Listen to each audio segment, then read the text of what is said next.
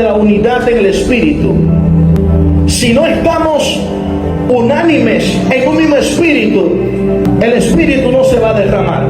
Porque hay una diferencia entre unión y unánimes.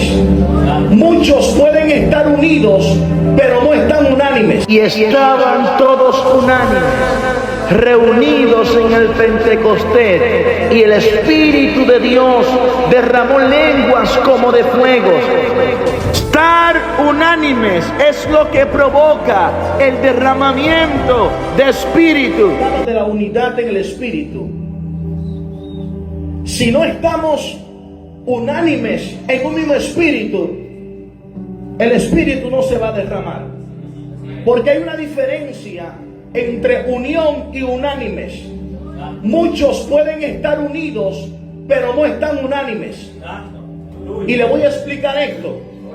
Muchos pueden estar en una reunión, quizás provocando a Dios, pero no todos están en un mismo sentir. Aquel que está en un mismo sentir va a sentir tu dolor. Aquel que está en un mismo espíritu y en una misma unidad va a sentir tu preocupación. Aquel que está unido en el espíritu es aquel que cuando tú levantes tus manos también la va a levantar. Aquel que está unido en un mismo espíritu es aquel que va a pelear tu guerra y yo voy a pelear la de él también.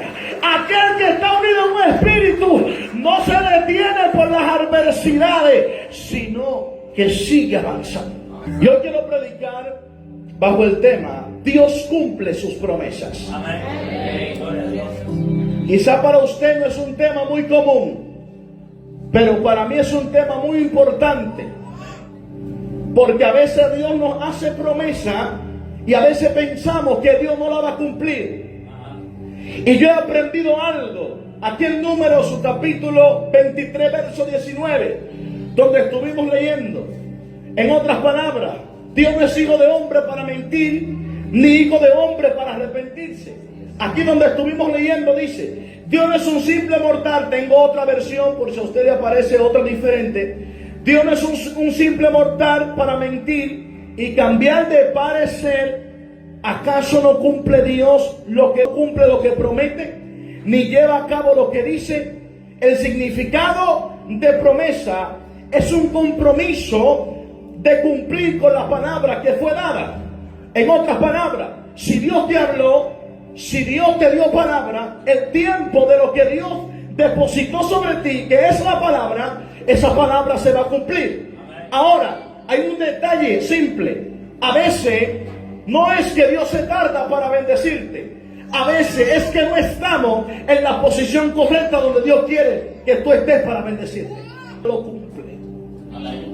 Lo que el cielo aprueba sobre ti, lo cumple en un tiempo determinado. Como decía hace unos minutos, a veces por la falta de espera muchos cometemos errores.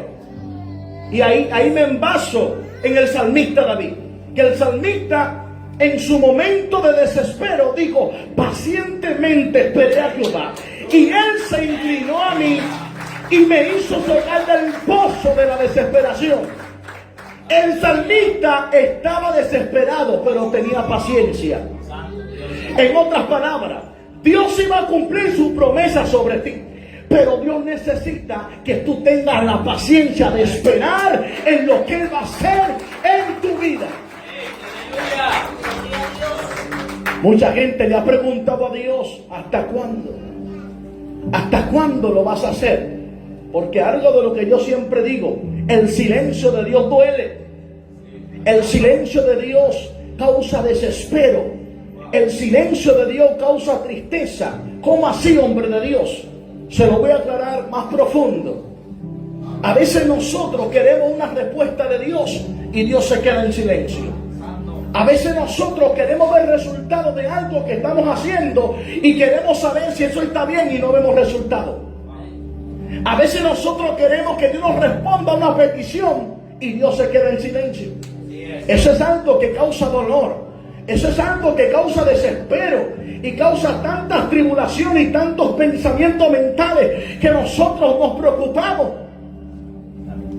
Pero algo que he aprendido del silencio de Dios Y es que el silencio tiene una respuesta. Y la respuesta es que ya Él lo hizo. Lo que pasa es que no te has dado cuenta.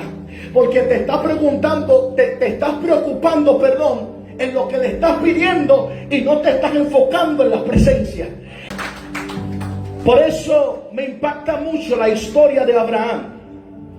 La Biblia dice de que Dios llamó a Abraham y Dios le dijo a Abraham: sal de tu tierra y de tu parentela a la tierra que yo te mostraré.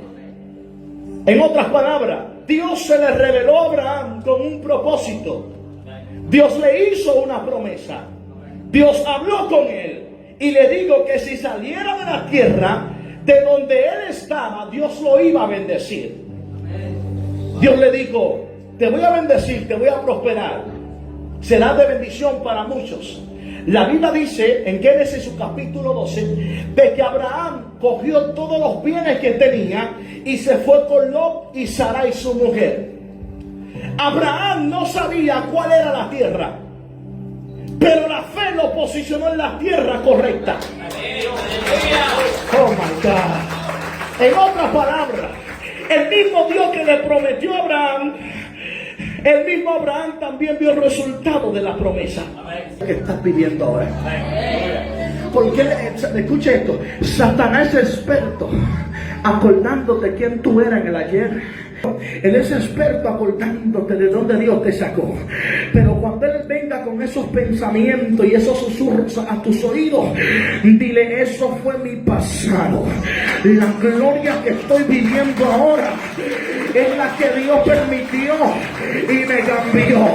Cuando Él venga a acusarte con tu pasado, preséntale tu futuro y dile: yo estoy limpia, yo estoy purificada y Dios me cambió. Porque es alguien astuto que busca cómo absorber tu atención.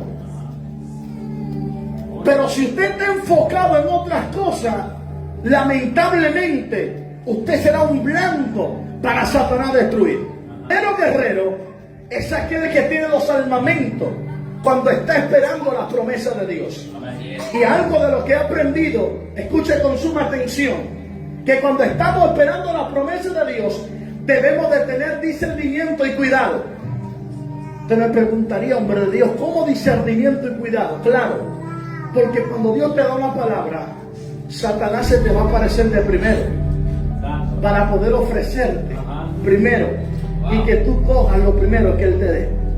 Y a veces muchos por la desesperación, pastor, accedemos y cogemos lo primero que vemos. Y a veces muchos por falta de discernimiento cogimos las bendiciones que no nos pertenecen. Dios, el que está a tu lado, cuidado con esto. Ya no voy a ver resultado. Aunque no entienda mi proceso, veré lo que Dios va a hacer. Aunque no tengo los recursos para aplicar para el trabajo, yo sé que algo Dios va a hacer. Aunque no tenga nada en la casa, aunque falten tantas cosas, yo le creo a un Dios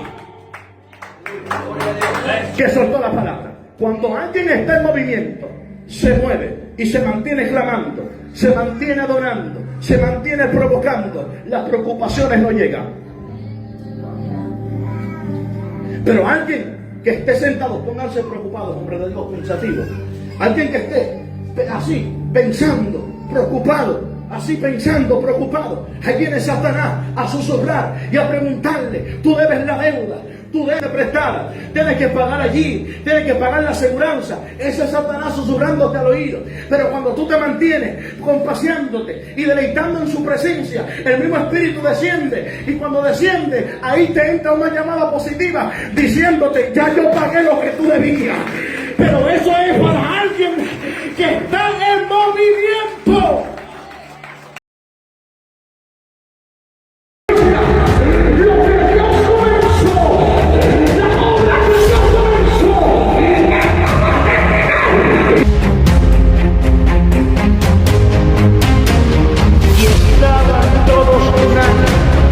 Reunidos en el Pentecostés, y el Espíritu de Dios derramó lenguas como de fuego. Estar unánime es lo que provoca el derramamiento de Espíritu.